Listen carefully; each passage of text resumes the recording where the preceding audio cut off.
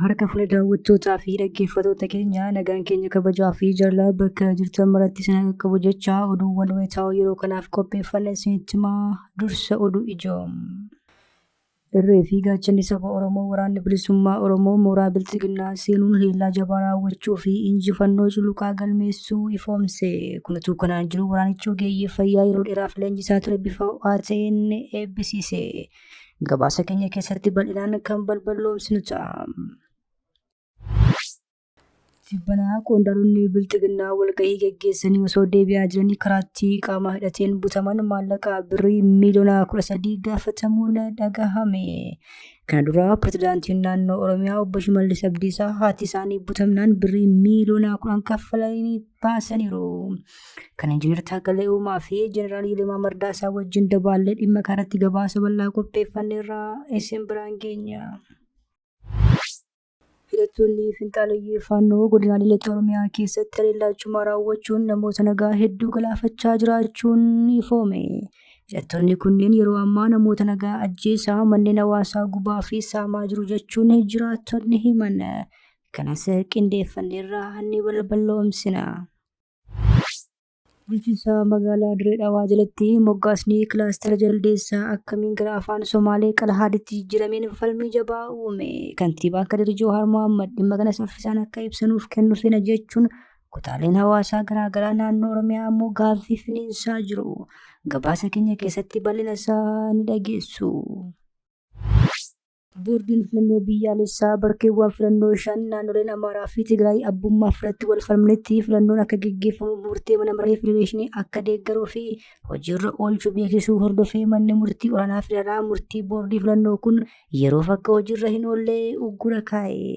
Kunis kanaan jiru Walqaayitii fi Tigraay walii kan jiru jechuun Koloneel Dammaqee Zawuduu ammoo dubbatan. Atakaroo kaabaa kana ni balballoomsina. Odeeffannoo wayitaawoo Impaayirtii fi Oromiyaa keessaa argachuuf toora YouTube chaanalii kana subscribe, like, share godhaa jechaan gara oduu bal'inaan qopheeffannetti sin dabarsa. Irree fi gaachanni saba Oromoo waraanni bilisummaa Oromoo mooraa Bilxiginnaa seenuun haleellaa jabaa raawwachuu fi injifannoo culuqaa galmeessuu ifoomse. Kunis kanaan jiru waraanichi ogeeyyii fayyaa yeroo dheeraaf leenjisaa ture bifa ho'aa ta'een eebbisiise. Irree fi gaachanni saba Oromoo woboon dirree irraa diina wajjin kokkee wal qabuun injifannoo culuqaa galmeessaa fi oduu aagaa saba isaa dhageessisaa jira. Waraanichi lixa Oromiyaa Koloneel Abbaa Booraa Aanaa Buree keessatti mooraa waraana Bilxiginnaa 3 seenuun haleellaa jabaa erga raawwatee booda injifannoo culuqaa galmeessuu ifoomseera. Kaampiiwwan waraanaa Bilxiginnaa haleelaman kunneen gandoota akka Boonda'oo fi Hubii keessatti argamu jedhame. Yeroo gabaasni kun qindaa'etti loltoonni faashistii Abiyyi kunneen lubbuun hafte mooricha gadhiistee baqachaa jirti jedhan maddeen. Gama biraan irree fi gaachanni saba Oromoo waraanni bilisummaa Oromoo zoonii lixaatti loltoota isaa keessaa filachuun kanneen ogummaa fayyaatiin leenjisaa ture eebbisiise. Leenjiin kun yeroo dheeraaf kennamaa kan ture yommuu ta'u, barumsichi barsiisota muuxannoo olaanaa qabaniin kennamaa akka ture kan ibsu gabaasni arganne kun leenjifamtoonni kunneen yaalii gargaarsa duraa, yaalii yeroo ariifachiisaa fi to'annaa miidhaa irratti barnootaa fi shaakala gahaa taasisaniiru jedhame. Shobogoye tijole wara shawa inafi nije jabeko sabana kesu manawa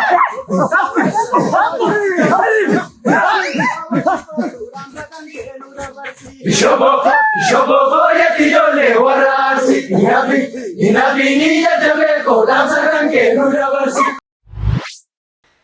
Tibbanaa qondaaltonni Bilxiginnaa walgahii gaggeessanii osoo deebi'aa jiran karaatti qaama hidhateen butamanii maallaqa birrii miiliyoona 13 gaafatamuun dhagahame. Kana dura pirezidaantiin naannoo Oromiyaa obbo Shimallis Abdiisaa haati isaanii butamnaan birrii miiliyoona 10 kaffalanii gadhiisaniiru. Qondaaltonni Bilxiginnaa godina Shawaa Kaabaa aanaa warra Jaarsoo 3 butamuudhaan maallaqni qarshii miiliyoona 13 itti gaafatame jechuun kan gabaase ammoo raadiyoo Waazemaati. Gabaasicha akka addeessutti namoonni butaman kunneen itti gaafatamaa waajjira Bilxiginnaa aanaa warra Jaarsoo obbo Waynisheet Taaffasee, itti gaafatamaa ijaarsa siyaasaa aanichaa obbo Gannanoo Kabbadee fi konkolaachisaa isaanii akka ta'e ifoomsa gabaasichi. Qondaaltota Bilxiginnaa kana gadhiisuuf tokkoon tokko isaanitti qarshii miiliyoonni 5 kan gaafatame yommuu ta'u, konkolaachisaa isaanii ammoo qarshii miiliyoona 3 gaafatameera. Qondaalonni Bilxiginnaa kun gaafa guraan bara 2018 akka lakkoofsa Impaayiritti magaalaa Gabra Gurraachaa irraa bakka xiqqoo achi siqee jiru iddoo hulaa Eemmoo jedhamutti guyyaa harkeessaa sa'aatii 10tti akka butamantu ifoome. Qondaalonni Bilxiginnaa butaman kunneen guyyaa sana walgahii icciitii kan bulchaan godinichaa magaalaa Fiicheetti waame irratti hirmaachuun gara aanaa isaaniitti osoo deebi'aa jiranii butamanii jedha gabaasni bahe kun. Kana dura haati pirezidaantii naannoo Oromiyaa obbo Shimallis Abdiisaa boo'icha firaa gahuuf humna addaa Oromiyaatiin eegamanii osoo deemaa jiranii butamanii turan. Yeroo sanatti pirezidaantichi qarshii miiliyoona 10 kaffaluun gadhiisisuun gabaafamee tureera. Bifuma wal fakkaatuun maatiin Injiinar Taakkalee Uumaa fi obboloonni Jeneraal Yilmaa Mardaasaa butamanii kan turan yommuu ta'u, isaanis akkasuma maallaqa guddaa kaffaluun gadhiisisaniiru. Haa ta'u malee dhimma qondaalota Bilxiginnaa aanaa warra jaarsootti butamanii ilaalchisee wanti Bilxiginnaan jedhee hin jiru. Hidhattoonni Finxaaliyyii Faannoo godina Lixa Oromiyaa keessatti haleellaa cimaa raawwachuun namoota nagaa hedduu galaafachaa jiraachuun ifoome. Hidhattoonni kunneen yeroo ammaa namoota nagaa ajjeesaa manneen hawaasaa gubaa fi saamaa jiraachuutu himame.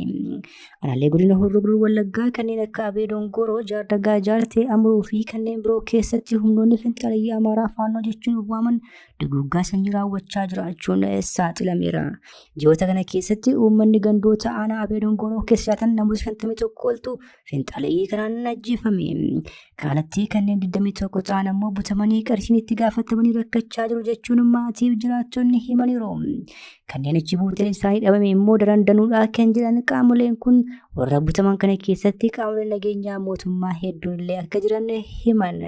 Yeroo ammaa kanatti gandoonni aanaa Abee Dongoroo kanneen akka Botoroo, Daabbis, Baddeessoo, Caroo, Guttin, Tulluu, Waayyuu fi kanneen afaan keessatti uummanni nagaan akka horiitti qalamaa, ajjeefamaa, saamamaa akkasumas qe'ee fi qabeenya isaarraa buqqaa jira jedhaniiru. Kana Abee Dongorootiin alatti aanaa Amuruu, Agamsaa fi qarqara daangaa Amaaraatti kan dhiyaatan namoonni 19 ol Finxaaliyyii kan ajjeefamaniiru. Kanneen 11 ta'an ammoo butamaniiru jedhame. Gareen badii kun humna dabalataadhaan gurmaa'uudhaan gandoota xixiqqoo magaalaa seenuudhaan uummata kan ukkaamsanii, kan ajjeesanii, kan irraa ari'uudhaan beelladoota kan jedhaman tasumaa osoo hin hambisiin saamanii bahaa akka jiranillee himaniiru. Akka godina kanaatti walumaa galatti namoonni buqqa'an kaan firafirratti kaan ammoo lafa dahootti baqatan namoota 311 gahaniiru. Manneen 92 gubateera. Kanneen ajjeefaman dubartoota 16 fi dhiirota 83 tilmaamuu jedhame. Kanneen achi buuteen isaa dhabame ammoo 35 ol akka ta'an gabaasni kun ifoomseera. Kamisa har'aa ganamaa sa'aatii 12 irraa kaasee gandoota aanaa Abee Dongoroo bakka addaa Caaruu jedhamutti magaalaa seenuun Finxaaliyyii kun namoota 6 ajjeesuun manneen namootaas guutummaa guutuutti gubuun barbadeessuutu himame.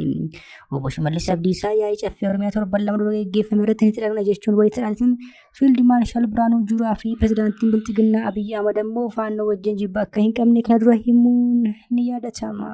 Nu garuu ijoollee Abishee Garbaa waan taaneef diina mataa Oromoo muree mataa Oromoo mukarra kaa'ee fuudhee deemu faana addanuun xaragnee balleessina malee kana faana addanuun jecha ፋኖ ለአማራም ለኢትዮጵያም ኩራት ነው። ምን ጥያቄ የለው። በጀግነት ተዋግቷል፣ በጀግነት ይዋጋ ወደፊትም።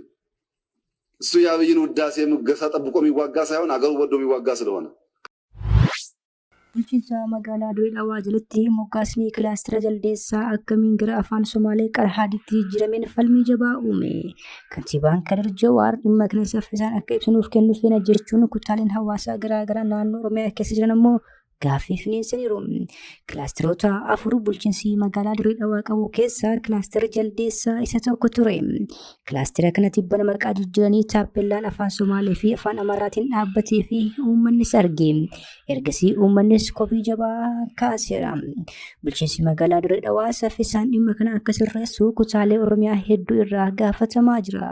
Warri uummata Oromoo bakka bu'ee magaalaa Dirree Dhawaa hoogganu maal akka hojjetaa jiru dagate jedhuun namoonni dheekkamsa kaasaniiru. Orma gammachiisuuf jecha guyyuu dantaa sabaa sharafaa olu jechuunis komii isaanii dhiheessan. Muummichi ministeeraas dhimma Dirree Dhawaa kana paarlaamaa irratti kaasuun kan dura ijoo dubbii ta'anii turan. Murtoo boordii filannoo bakkeewwan naannoo Amaaraa fi Tigraay irratti wal falmanitti filannoo geggeessuuf jedhee manni murtii uggure. Boordii filannoo biyyoolessaa bakkeewwan filannoo 5 naannoleen Amaaraa fi Tigraay abbummaaf irratti wal falmanitti filannoon akka geggeeffamuuf murtee mana maree federeeshinii akka deeggaruuf hojiirra oolchuu beeksisuu hordofee manni murtii olaanaa federaalaa murtii boordii filannoo kun yeroof akka hojiirra hin oolle uggura kaa'e. Kunis kanaan jiru Walqaayitii fi Tigraay walii kan hojjechuun ammoo Koloneel Dammaqee Zawuduu dubbatan. Manni murtichaa uggura kan kaa'e paartiin Dimookiraasii Simrat Tigraay jedhamu boordii filannoo biyyoolessaa irratti himata banuu hordofeetu. Gaggeessaa paartichaa kan ta'an obbo Geetaachoo Raddaa xalayaa uggura manni murtii kenne fuula miidiyaa hawaasummaa isaa irratti maxxansuun akka ibsanitti manni murtii olaanaa federaalaa murtee boordichaa irratti uggura dabarsuu ibsan. Xalayichaa obbo Geetaachoon maxxansa irratti akka ibsametti naannolee filannoo naannoon Amaaraa fi Tigraay irratti wal falma ilaalchisee murtiin boordichi kenne adeemsa falmii haqa irratti dhiibbaa waan qabaatuuf murtiin boordichaa yeroodhaaf akka ugguramee ture manni murtichaa ajaja kenne.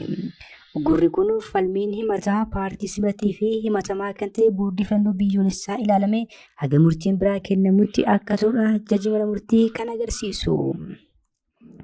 Jalqaba torban kanaa boordiin filannoo biyyoolessaa iddoowwan naannoleen Amaaraa fi Tigraay gidduutti madda wal dhibdee ta'anii turan naannoo filannoo 5 naannoo Tigraay ala ta'anii sagalee akka keessatti kennamu mana maree federeeshiniitiin murtoon darbuu fi murtoo kana akka hojiirra oolchuu beeksisee ture. Kun ammoo bulchiinsa yeroo naannoo Tigraay dabalatee paartilee Tigraay fi namoota siyaasaa naannichaa biratti dheekkamsa uume. Kun kanaan jiru nuti sobnu Tigraay wajjin waliikneera jechuun Koloneel Dammaqee Zawuduu dubbatan. Kabajamtoota hordoftoota keenya oduu sa'aatii kanaaf qabannee dhiyaannee kan nagaa ammaatti hordoftan ture. Oduu biraan hanga walitti deebinutti nagaa ta'aa haga dhagaha.